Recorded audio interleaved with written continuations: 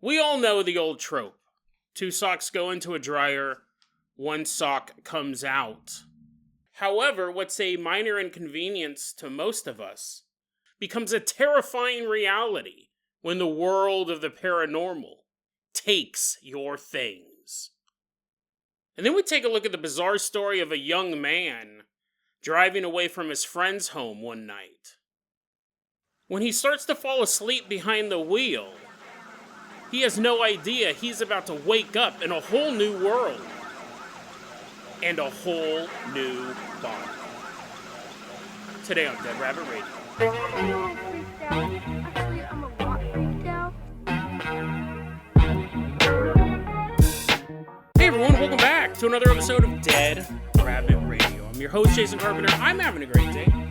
Hope you guys are having a great day too. Hope you guys had an awesome weekend. We got a ton of stuff to cover today, so first off, running into Dead Rabbit Radio Command, everyone get on your feet for our returning Legacy Patreon supporter, Jack Hayes. Woohoo, yeah, wee! Haha, he's running on in, dancing, he's doing a little groove thing for us, dancing around. Jack Hayes, you're going to be our captain, our pilot this episode. If you guys can't support the show financially, I totally understand. I really, really do. Just help spread the word about Dead Rabbit Radio. That helps out so much. Tell your friends, tell your family, tell everyone you know. Dead Rabbit Radio is your favorite paranormal show. Also, it's my birthday week. Yay, wee! That's why he has balloons. Did I say he had balloons? Oh no, I said he was dancing anyways. He went and got me some balloons. Yay! Balloons are all floating around. October 4th is my birthday. I turned 48. So this is birthday special Jason birthday week. It's the same. I don't have any special birthday stories. I didn't even think about it until just now. However, as a birthday present to myself, I went and saw that new Transformers movie. Wow, Jason, congratulations on turning 12. I went and saw the new Transformers movie. I really liked it. I really enjoyed it. But I'm a Transformers fan. I don't like cartoons, though. So I had a plus and a minus walking in. I was like, I don't like cartoon movies. I enjoyed it. And because of my love for Transformers and it's my birthday week, Jack Hayes, I'm going to go ahead and toss you the keys to our newest vehicle, the Bunny Bot. Everyone climb on board this mechanized rabbit as Jack Hayes straps himself in, hooks his brain up to the Neuralink. He's like, it hurts. It hurts so much. As these controls are drilling into his brain, he's like, I thought I was going to fly a blimp or a hovercraft or something. He's in a world of ones and zeros now. Jack, go ahead and control this bunny bot. We're leaving behind Dead Rabbit Radio Command. Why don't you stomp us all the way out to a seemingly normal neighborhood? Systems activated. You're all checking your watch. You're like, this is the slowest vehicle ever. It's stomping at a fast 3 miles an hour. We stomp across the great country of America. Jack continues to pilot this bunny bot. More machine than man at this point. Jack stomps us all the way out to the seemingly normal neighborhood. We're headed out to this neighborhood. We don't know the exact location or the names of the people involved, but we're going to meet a young woman. Let's call her Michelle. And she's living in this creepy house. Like, immediately when she moves in, she's like, oh, damn it. Like, she immediately knew there was going to be some creepy stuff about it. It never really felt right. And she's living with these roommates. Let's call them Lisa and Sally. And they're all experiencing weird phenomenon in this house. Lisa and Sally will tell Michelle, hey, this is going to sound really kind of creepy. I'm not trying to scare you too much. Probably shouldn't mention anything if I don't want to scare you at all, but sometimes when you're not in your room, I can hear people walking around in your bedroom. Like the telltale signs, because I know what it sounds like when you walk around in your bedroom. I can hear somebody walking around in your room. And Sally's like, yeah, I've heard that too a couple times. It's honestly, it's a little disturbing. The first time we just figured it was you and we didn't know you were home. But we can hear that. And Michelle goes, yeah, I don't hear that so much because if I'm here to hear it, then it would just be me walking around. But she goes, sometimes when I am in the house, like I'm in the kitchen area, I'll see something out of the corner of my eye and I'll turn and I'll look, and at the very last second, I'll see someone walk into my bedroom.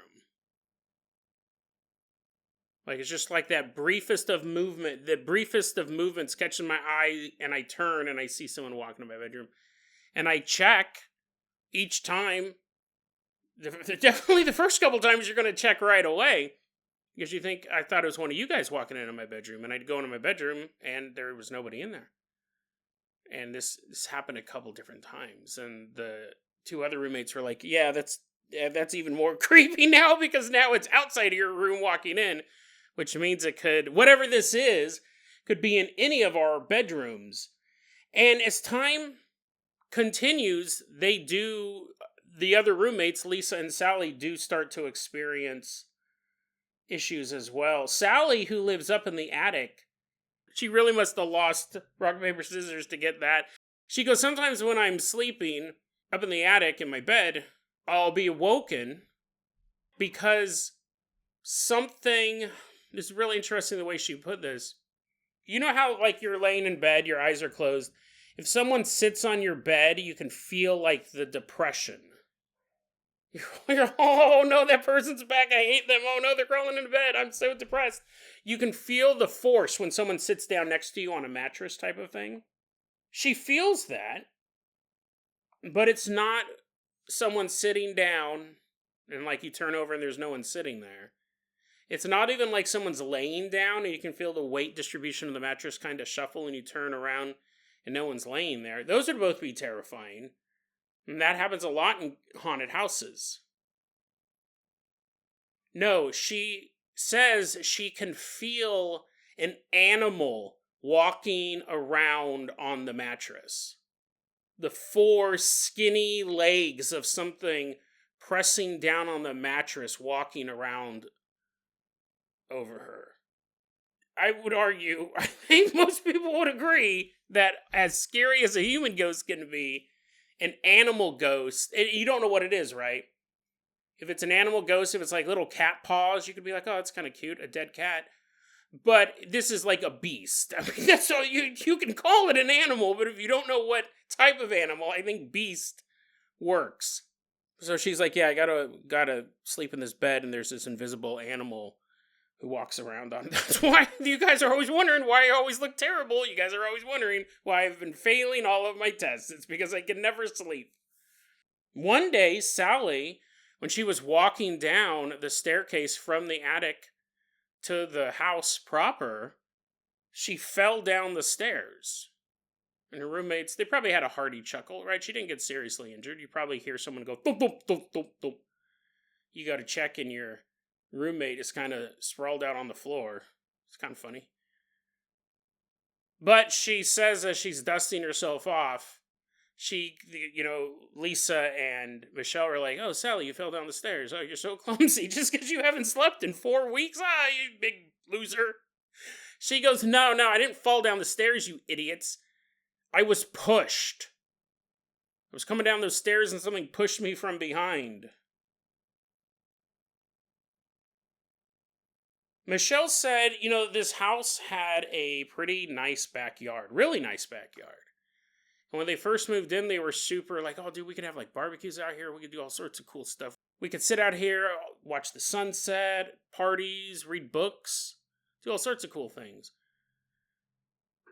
Michelle said that they probably went out into the backyard to like do an activity like that twice. And then just we're like, we'll be okay. This beautiful backyard, we'll just ignore it. We're not going to hang out back here. Because all 3 of them felt something was wrong. There was something off. All their plans of little backyard shenanigans. Nah. Just something felt weird about that place. And considering the rest of the house, it must have been pretty bad. They're like, well, let's leave behind the awkward feelings of despair and loneliness in the backyard. I gotta go sleep in my bed haunted by an animal. Michelle said this backyard, as beautiful as it was, her bedroom window overlooked the backyard. And she said it was fenced in. And they didn't have to worry about people looking over the fence or just randomly walking around in their yard. She goes, every so often, after a heavy snow, I'd be looking out my bedroom window and I would see a fresh set of footprints, human footprints in the snow in our backyard. She said it wasn't any of us because we never went out there. We went out there those 2 times and then we stopped going out there. But I'd see these footprints in the snow in our backyard. And what's interesting and terrifying about that is I think the argument could be made, is that there is something in that backyard all the time. You only see the footprints when it snows. On a sunny day, Michelle could be sitting in her bedroom reading a book, and outside something invisible is lurking, walking around their backyard. You can only see it when it snows. All of that is really a setup for where we're going with this segment. Because I want to take a look. I found these 4 stories. And it's a very, very simple thing. We've all experienced it at one point or another. You come home, you put your wallet on your table, you put your watch on the table, put your phone down. A couple hours pass, maybe even a day or 2 before you need items again. You go to the table, your watch is missing. You look all over, you can't find your watch. Can't find your watch. This happens with tons of stuff. It happens so often that 99.999% of the time it's not paranormal. Where did I put the remote? Where is my other sock? That's the most, famous one. You throw 2 socks in the dryer, one comes out, but where did I put this? I know I put this right here. And then you get to the point where you either find it or you keep looking, and then you get to the point where you're like looking in the fridge and looking in the shelving of your kitchen. You're like, where did I put my phone? And 99.9999% of the time, we find it.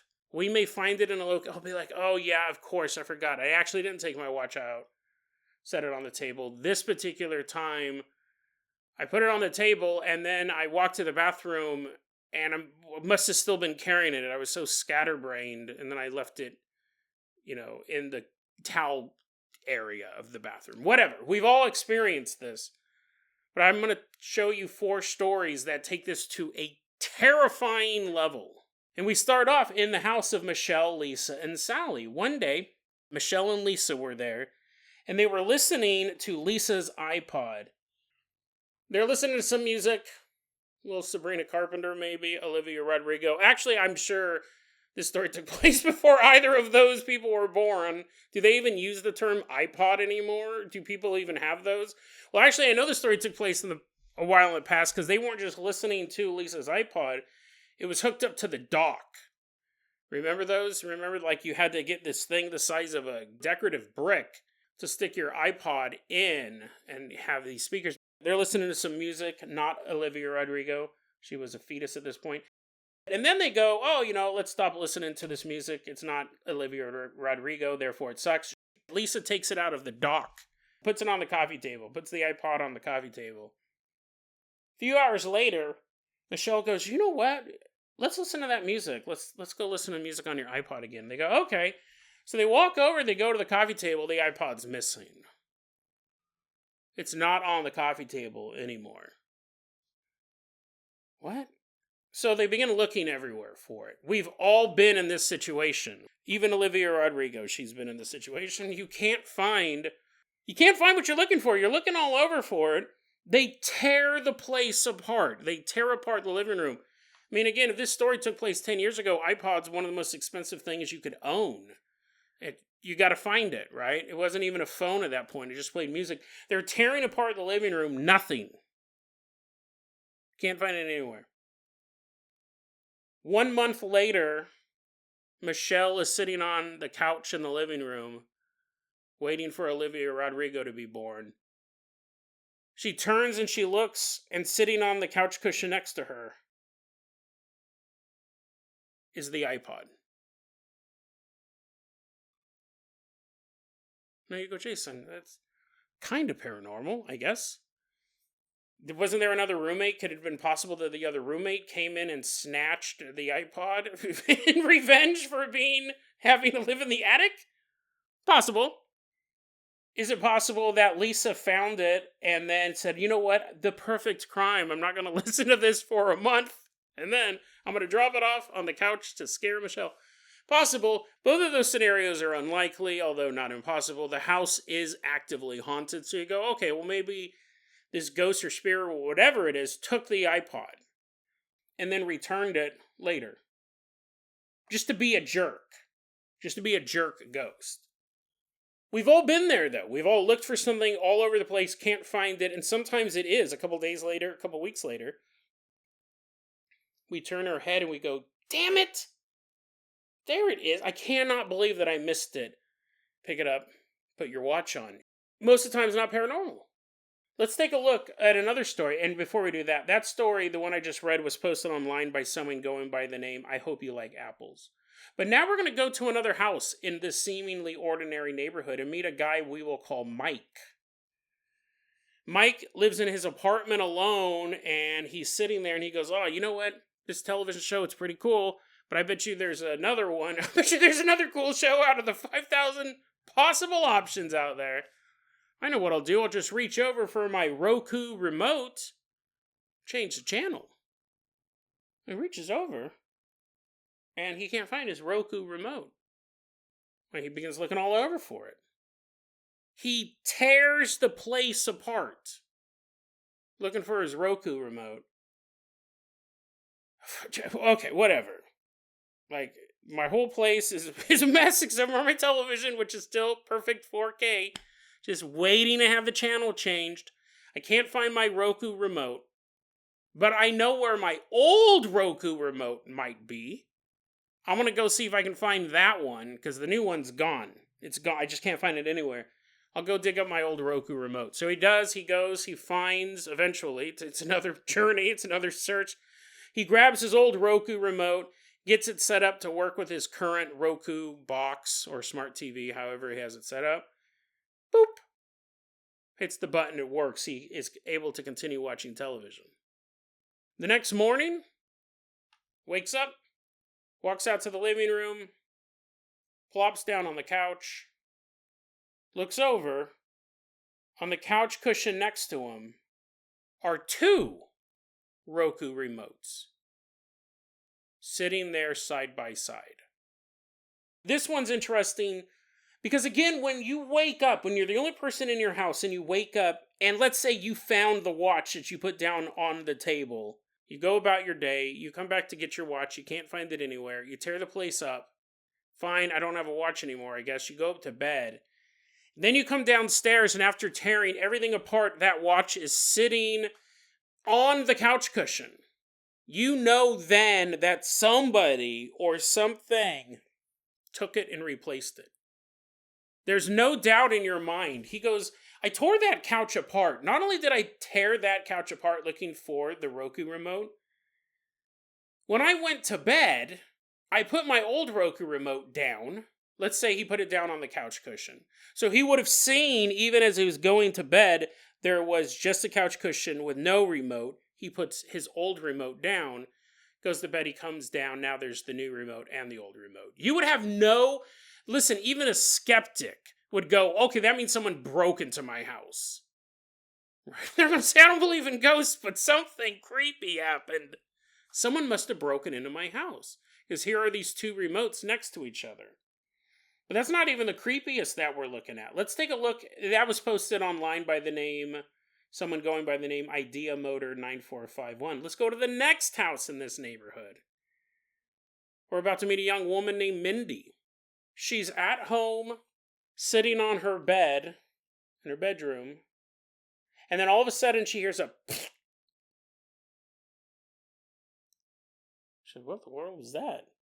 Why did I hear a splat sound? And she looks down at her bedroom floor, and there's a worm there's an earthworm wiggling on the floor of her bedroom. And she goes, just so you know, I don't live in an ant farm. My house is not made of soil. And there's no vents right above my bed, because that's where it had landed. She goes, there's no vents right above my bed. There are no holes in my ceiling or wall. She goes, there was a window nearby. I had a window in my bedroom, but it's sealed shut. She goes, I've never had a problem with bugs getting in. But she heard the sound of a worm falling and hitting the ground. And when she looked down, there was a worm wiggling. Now, what's up with that, right? Like, what is here? This one you could go, well, Jason, maybe she maybe she had like a worm in her clothes, right? So she's like, my bedroom's not dirty, but I sure am. She's like Pippi Longstockings. She's covered in mud with oversized boots, worms billowing out of them. You go, well, Jason, maybe she tracked in a worm. Maybe she stepped on a worm and didn't kill it and continued to walk. She's doing a little Pippi Longstocking dance. She's riding a white horse. She's causing chaos. Then she gets home and she kicked her legs up and the worm flew off of her shoe. Because here's the thing. I thought, what if the worm fell out of her clothes? But how high, don't do this because it's cruel, but how high do you have to drop a worm before you hear it go? Because worms, by nature's design, they're pretty stealthy. They're the dirt predator. You never hear them coming. I mean, maybe it's super loud. Maybe birds are constantly covering their ears. They're like, oh my god, those guys are so annoying. I'm sure if you could hear at a certain frequency, it might sound like a graboid. But for the most part, worms are pretty quiet guys. That's if you said, hey, give me an adjective about a worm. I think 9 times out of 10, people will go, well, they're so quiet.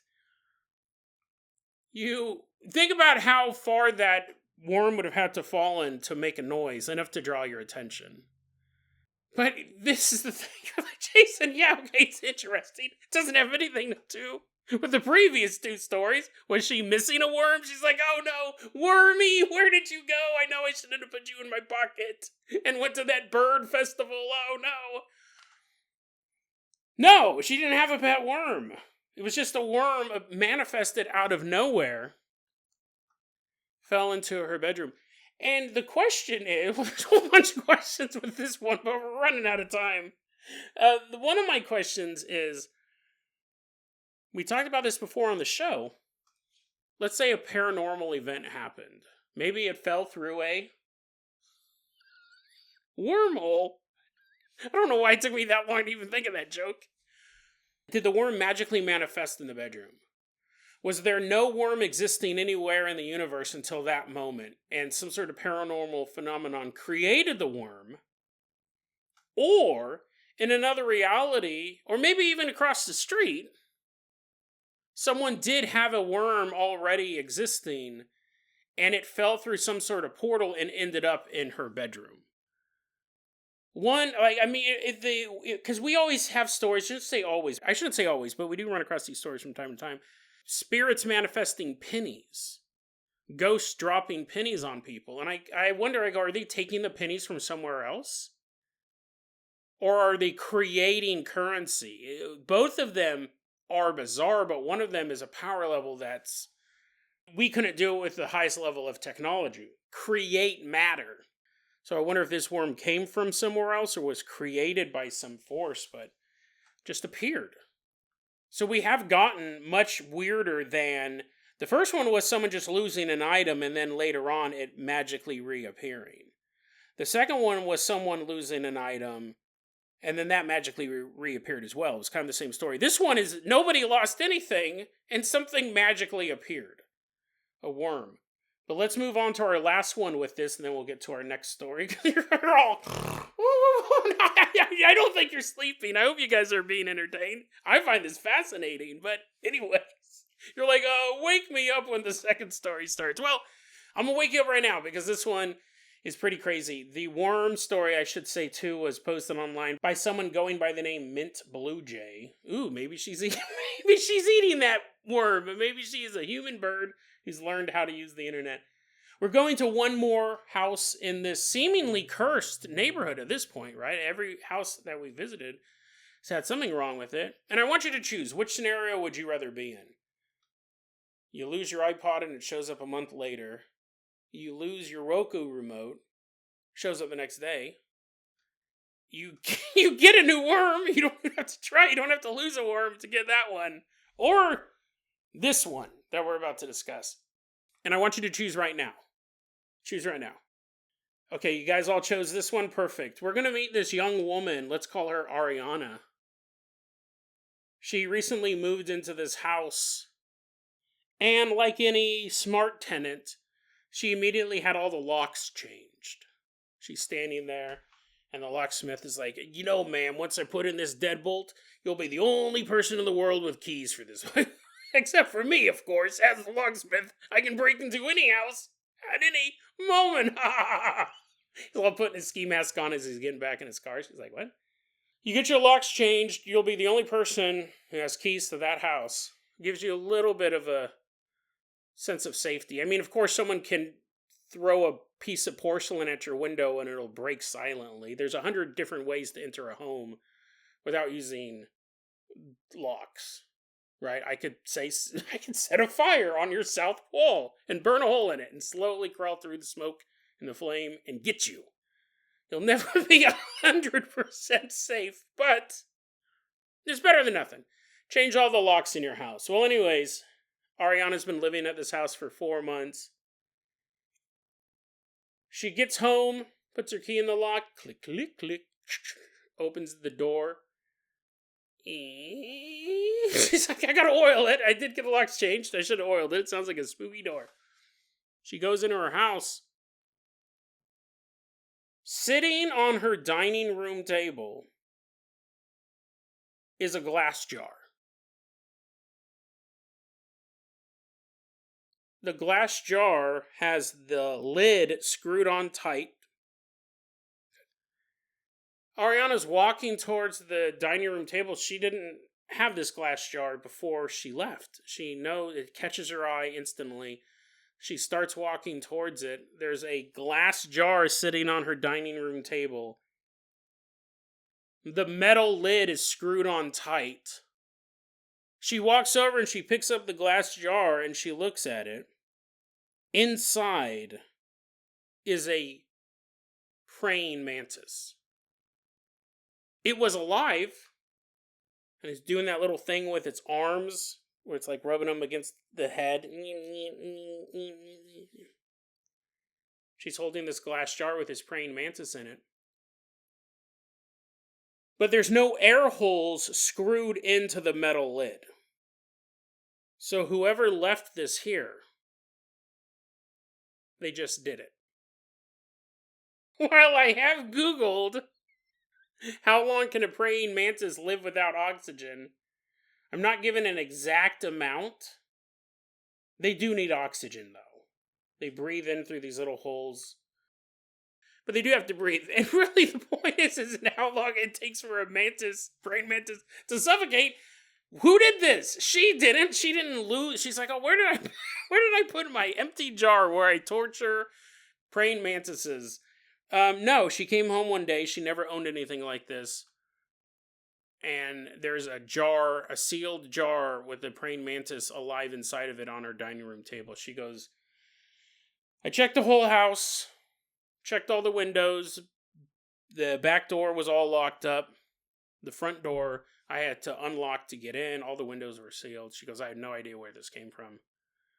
She took it outside, took it across the street, opened the jar up, and let the praying mantis go. I will say, out of all of these stories we looked at, this one strikes me as the most human involved. This one, I would be afraid that, like she was, that someone had broken into my house. And the fact that it's a praying mantis in a glass jar, that seems so symbolic. I would almost think, on a scale of possibilities, one, it could be some crazy lunatic who's like you, Ariana. You are the praying mantis in the glass jar. You think that you're safe, but I will always be watching you. No matter what angle I'm from, I can see you.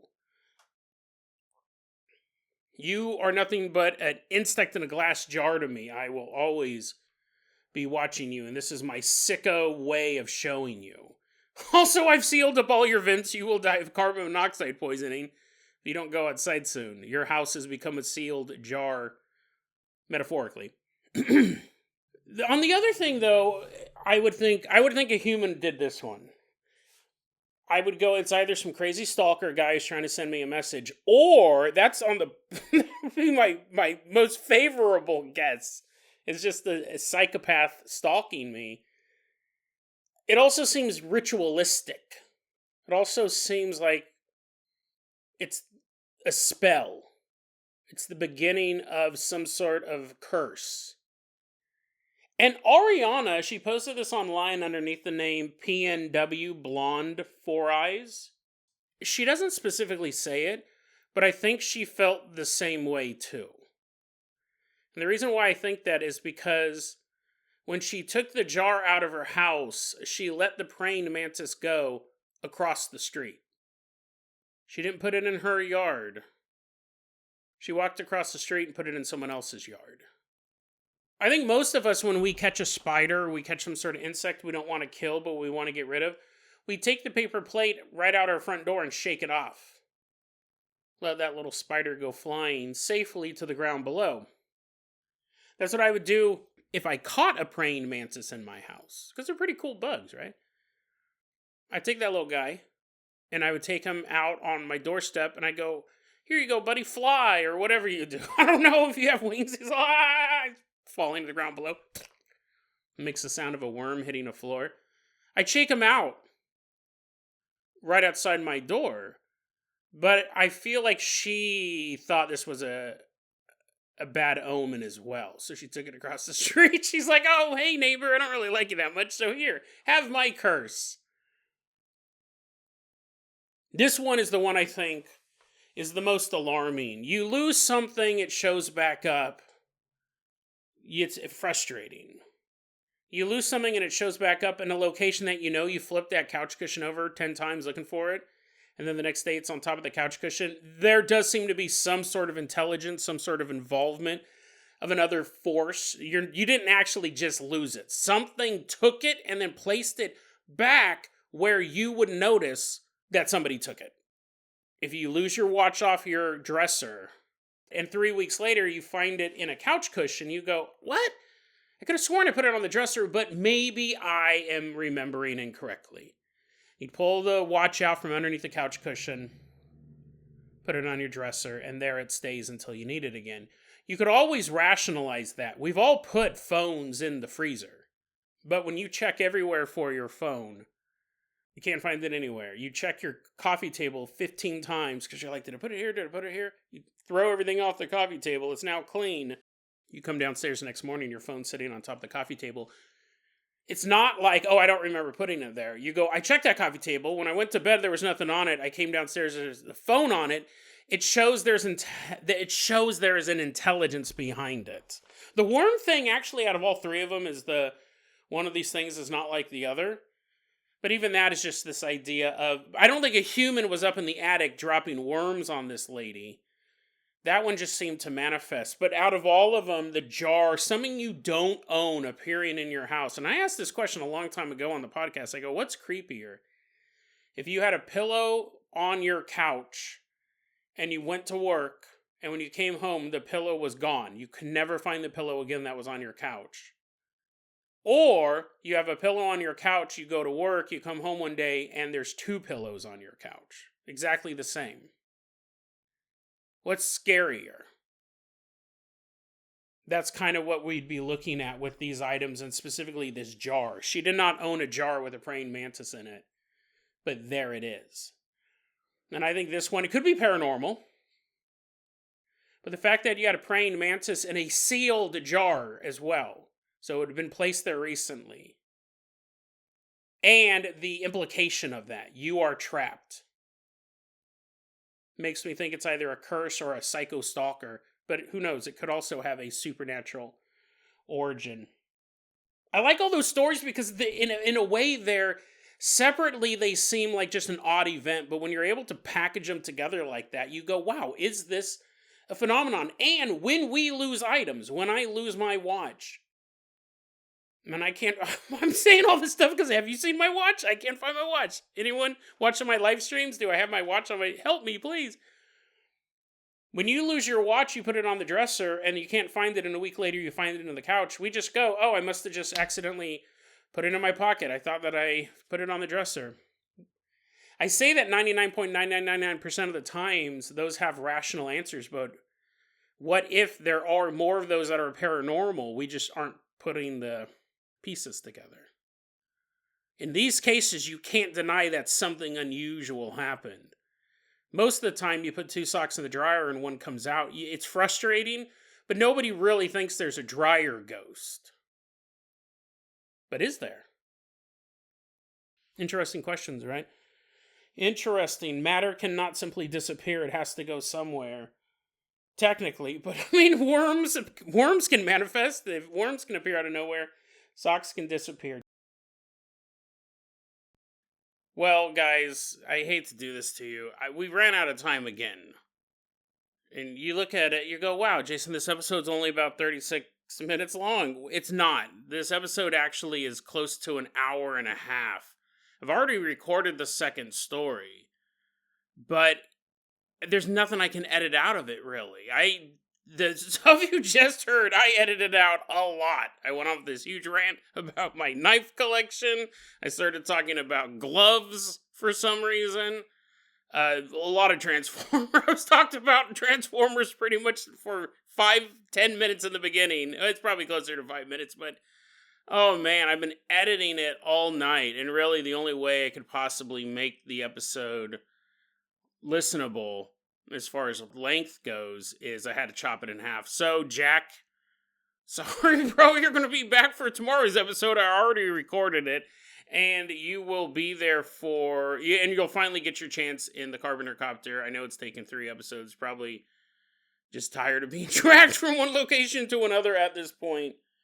So, I need to wrap this episode up, and then tomorrow's episode will just be the one story, and it's a doozy, and there's really not a lot I can edit out of it, so this is kind of where we're at. I kind of lost control of the first stories. I've noticed that with the podcast lately. I always go, oh, what I just told you I thought would be maybe like 20 minutes, and it ended up being an hour. I ended up editing out a ton of stuff and then recording another hour with the whole, I don't want to give away anything about tomorrow's story. It's absolutely nuts. And then I thought, I could throw something in to the ending of this one. I don't necessarily know. I like that last segment I did about the missing items, but I don't know if it was strong enough to end the episode on.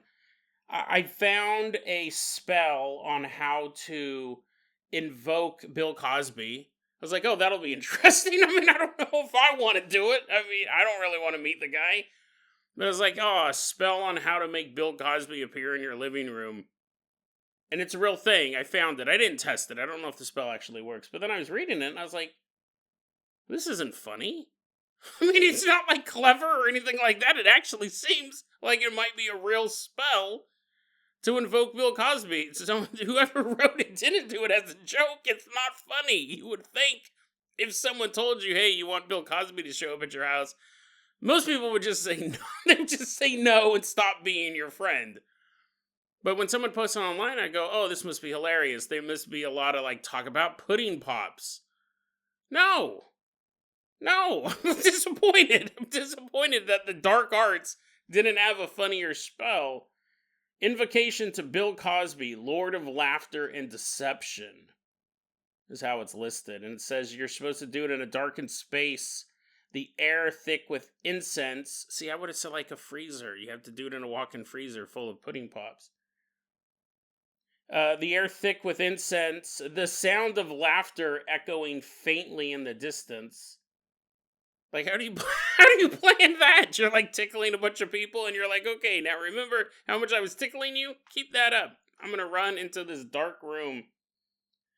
And then you're supposed to have a symbol of chaos drawn upon the ground and a chalice of bitter drink in hand. And I think that's supposed to be a joke, maybe, because he was always putting stuff in women's drinks. And then the spell starts.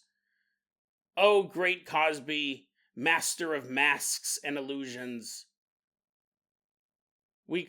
Actually, it's like 11 o'clock at night. I'm trying to get this episode done so I can release it. And I was like, do I really want to be reading this out loud? What if I'm talking to the wrong Cosby? Actually, you go, well, Jason, hopefully you're talking to the wrong Cosby. Ben Cosby shows up. He's like, you called? I'm here. Oh, great Cosby, master of masks and illusions. We call upon the spirit of duality and trickery, who rose in splendor, revered by the multitudes, only to descend into infamy, cast into shadow. We honor the contradiction within you, father figure of comfort. Someone just walked by. Someone just walked by right outside my front door. I was like, oh no! Anybody want a pudding pop? I said, wow, that's the worst Bill Cosby impression ever. I thought you were the brother from Everybody Loves Raymond. Anybody want a pudding pop? What is a Cosby impression? Hey, hey, hey. Anyways, we honor the contradiction within you, father figure of comfort, trickster of hidden deeds. This goes on for 5 more paragraphs. I thought it would be, kind of funny. And apparently, once you complete the spell, the chalice is lifted. These are the ending instructions. The chalice is lifted. A moment of silence as the drink is taken. The laughter fades, leaving only the stillness of darkness. And then a bunch of people made pudding pop jokes. Everyone who responded to this was like, oh yeah, pudding pops, or whatever. Yeah, I was kind of hoping it would be, like, clever or funny. But, the fact that it's not either of those things, maybe this is real. Maybe this is how managers get him to show up. They're like, oh, we really want Bill Cosby at our stand-up place at our nightclub. So they all just sit around and hold hands, and they invoke Bill Cosby. And you go, well, Jason, maybe you're making a mistake. Maybe they don't specify Bill Cosby. No, they do. They do specify Bill Cosby, and they name drop the Cosby Show. So they are talking about him. I guess it's not funny. You're like, Jason, the guy's a convicted rapist. He's a serial rapist. He's probably one of the worst figures in modern day media, even after learning about P. Diddy. I actually should do a follow-up to P. Diddy ever since all that stuff broke. Which, listen, a lot of people knew that was going on, just like the whole Harvey Weinstein thing. A lot of people knew about Harvey Weinstein, were covering it up. Everybody knew what P. Diddy was up to. The only one who was ever consistently calling him out was 50 Cent. 50 Cent called him out any chance that he got. 50 Cent hated Puff Daddy, hated him, and would constantly talk about these sex parties and how Puff Daddy was having sex with a bunch of dudes and getting hugged from behind, and 50 Cent's like, I ain't down with men hugging me from behind, and he just would make these constant jokes. And now that all of this stuff has come out, P. Diddy's in jail now. You have to think about it. To get someone that rich, I don't know if the casual music fan knows how powerful Puff Daddy was. They may go, oh, he's kind of like a Jay-Z guy or a Dr. Dre. Puff Daddy was far more politically powerful than Dr. Dre ever was. Dr. Dre far more talented, a much better producer, a much better human being. But not even Suge Knight was as powerful as Puff Daddy was up until a couple weeks ago. Really, his downfall started late last year, but not even close. Suge Knight couldn't have a party and have the celebrities at a Suge Knight party. They wouldn't even think of going there. Or a Dr. Dre party. Maybe there'd be West Coast celebrities hanging out with Dr. Dre. Maybe if there was an award show in town. Puff Daddy, people would fly across the country to go to one of his parties. Now we know why. Because there are freak-offs. These huge sex-fueled parties where it was so intense that people were getting IV bags to stay hydrated during the sex party. And you go, what's illegal about orgy? Nothing. The problem was what he's being charged with is trafficking sex workers and not letting them leave. Once they showed up for these sex parties, these things could go 2, 3, 4 days long. And she's like, I got to get back to Chicago. And they're like, you're not going back to Chicago. You're staying here until the freak-off's over. Ever since the Puff Daddy thing happened, my episode on Puff Daddy, the Adrenochrome Witch, which I haven't listened to that episode in a couple of years. I need to go back and listen to it. But that episode's kind of blowing up because people are typing in Puff Daddy Adrenochrome, and I'm the only one, I guess, who ever talked about it. I should do a follow-up on Puff Daddy. Look at the conspiracy angle of all that. Because there are some things coming out. None of this is verified, but I really might take another look at that as far as the whole conspiracy angle goes. The true crime stuff, I think, is pretty well covered. But he's kind of basically a still alive Epstein.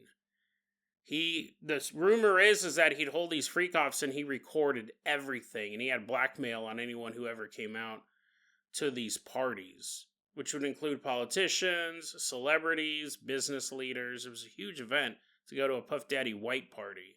Freak-offs. The clothes didn't stay white for long. So I'm going to look a little bit more into that. 50 Cent, I'm sure if you're listening to the podcast, you got tons of info for me. But yeah, we'll take another look at that stuff. But yeah, I don't really want to... It's kind of a weird way to end an episode talking about stories I'm going to cover. I'll look into that. If Bill Cosby shows up tonight, I'll let you guys know.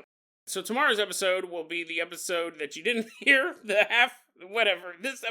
second story of this episode will be tomorrow's episode. And I'm just telling you stuff that I've recently read. You're like, Jason, just finish the spell. Invoke Bill Cosby. Have him come take over. Yeah. The pudding pops in my mouth. That's about as good as a Bill Cosby impression you're going to get. DeadRabbitRadio@gmail.com is going to be our email address. You can also hit us up at Facebook.com/DeadRabbitRadio. TikTok is @DeadRabbitRadio. Dead Rabbit Radio is the daily paranormal conspiracy and true crime podcast. You don't have to listen to it every day, but I'm glad